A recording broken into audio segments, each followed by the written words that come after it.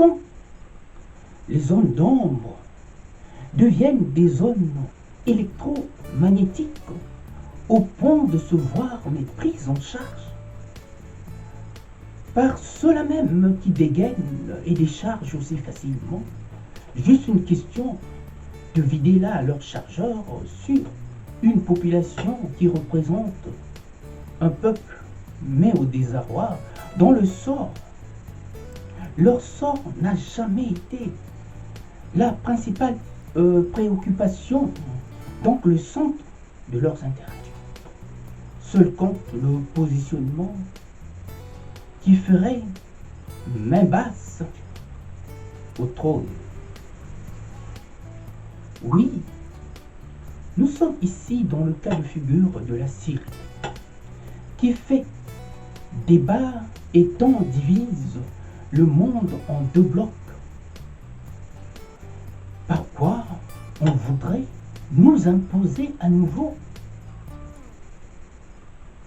un drôle mais de rideau de fer, à trop chercher à croiser les armes, au nom de l'impérialisme.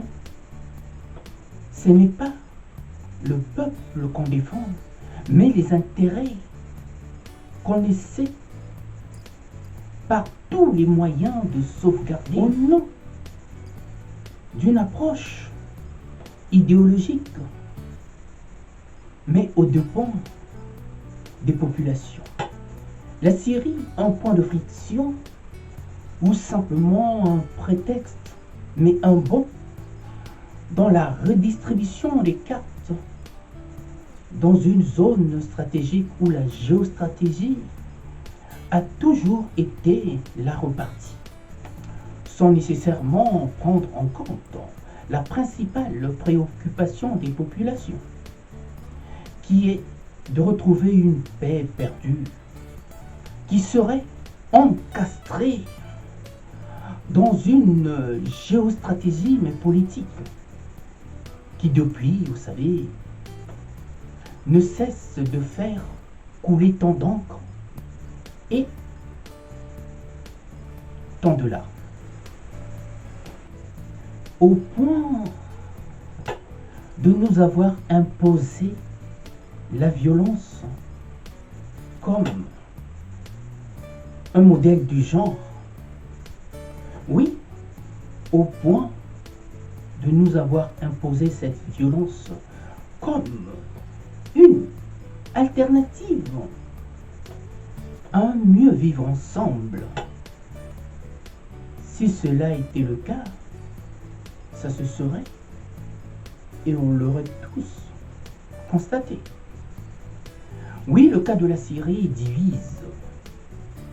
Au vu des enjeux qui divisent la sous-région,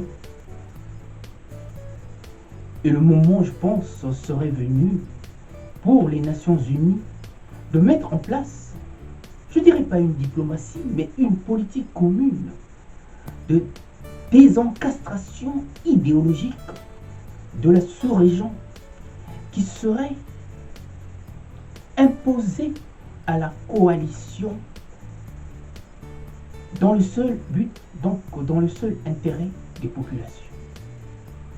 Quand les intérêts deviennent aussi importants, pour ne pas dire plus importants, que les populations, rares sont ceux qui gardent la tête froide. À mon entendeur, salut.